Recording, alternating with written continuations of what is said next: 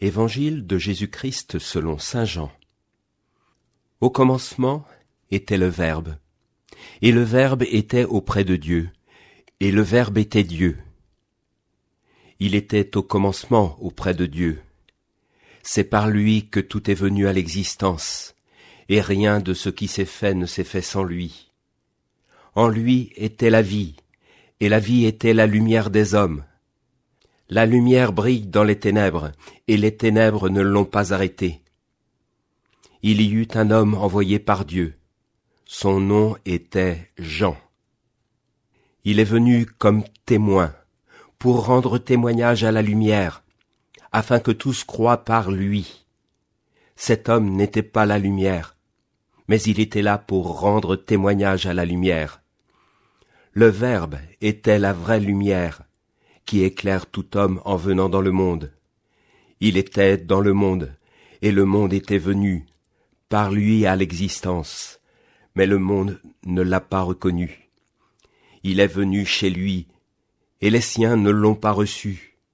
Mais à tous ceux qui l'ont reçu, il a donné de pouvoir devenir enfants de Dieu, eux qui croient en son nom.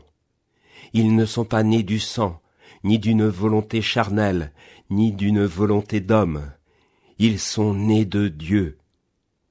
Et le Verbe s'est fait chair. Il a habité parmi nous, et nous avons vu sa gloire, la gloire qu'il tient de son Père comme Fils unique, plein de grâce et de vérité. Jean le Baptiste lui rend témoignage en proclamant « C'est de lui que j'ai dit, celui qui vient derrière moi est passé devant moi, car avant moi il était. » Tous, nous avons eu part à sa plénitude, nous avons reçu grâce après grâce, car la loi fut donnée par Moïse, la grâce et la vérité sont venues par Jésus-Christ. Dieu, personne ne l'a jamais vu. Le Fils unique, lui qui est Dieu, lui qui est dans le sein du Père, c'est lui qui l'a fait connaître.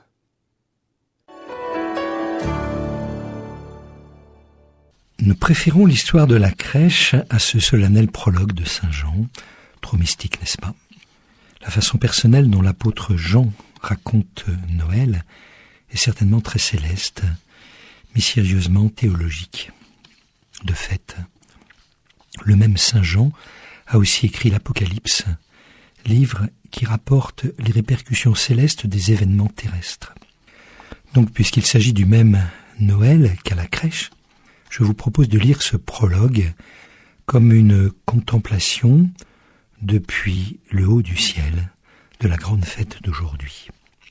Le problème peut-être, c'est que la luminosité de la scène est trop forte. Ainsi le Seigneur aurait-il choisi de naître de nuit, dans un mélange d'obscurité, pour que nous n'en soyons pas aveuglés.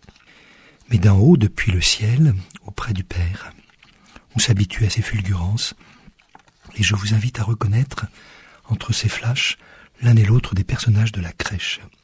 Au centre, celui qui pleure déjà ou sourit, car il ne sait pas encore parler, c'est le Verbe. Nous préférons l'histoire de la crèche à ce solennel prologue de saint Jean. Trop mystique, n'est-ce pas? La façon personnelle dont l'apôtre Jean raconte Noël est certainement très céleste, mystérieusement théologique.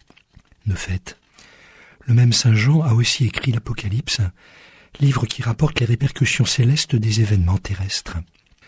Donc, puisqu'il s'agit du même Noël qu'à la crèche, je vous propose de lire ce prologue comme une contemplation depuis le haut du ciel de la grande fête d'aujourd'hui.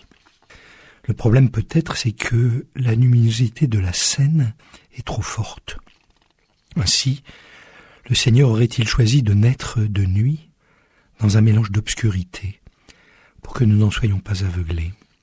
Mais d'en haut, depuis le ciel, auprès du Père, on s'habitue à ces fulgurances, et je vous invite à reconnaître, entre ces flashs, l'un et l'autre des personnages de la crèche. Au centre, celui qui pleure déjà ou sourit, car il ne sait pas encore parler, c'est le Verbe, la parole toute puissante, auquel il plaît de nous montrer qu'il est assez tout-puissant pour pouvoir également être impuissant.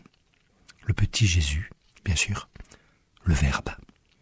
Autour de lui, le monde qui était venu par lui à l'existence. Et rien de ce qui s'est fait ne s'est fait sans lui. Comme par hasard, c'est toute la création dans ces divers niveaux d'existence qu'on retrouve à la crèche. Le minéral, avec la grotte planétaire et l'étoile sidérale des mages qui s'arrête au-dessus. Le végétal, avec la paille de la mangeoire et l'invitable sapin, arbre de vie. L'animal de nos fermes aussi, avec le bœuf, l'âne et les moutons. Tout cela n'existe actuellement, aujourd'hui comme à l'heure, que par lui, le Verbe. Sans oublier les créatures spirituelles, les anges, qu'on aperçoit dans le halo de la gloire. Car nous avons vu sa gloire qui est chantée au berger, dans une grande lumière, qui a brillé dans les ténèbres, et que les ténèbres n'ont pas arrêté. Gloire à Dieu, au plus haut des cieux, là où se place Jean, pour contempler la beauté de la scène. Ayant évoqué les bergers, il n'est pas nécessaire de nous appesantir sur les autres. Tout ce monde qui ne l'a pas reconnu, où il était pourtant chez lui. Mais les siens ne l'ont pas reçu. Regardons plutôt discrètement ces deux amoureux, Marie et Joseph, désignés par Jean, par excellence, comme ceux qui croient en son nom, en propre, faisant allusion à leur lumineuse et virginale fécondité. J'en précise que la naissance céleste ne se réalise ni d'une volonté charnelle, ni d'une volonté d'homme. Il est né de Dieu.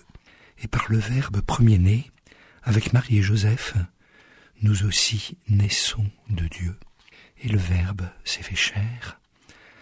Ainsi en son cœur, Jean salue-t-il Marie, pleine de grâce, et le fruit de ses entrailles dans son prologue. Le dernier centon n'en est pas un.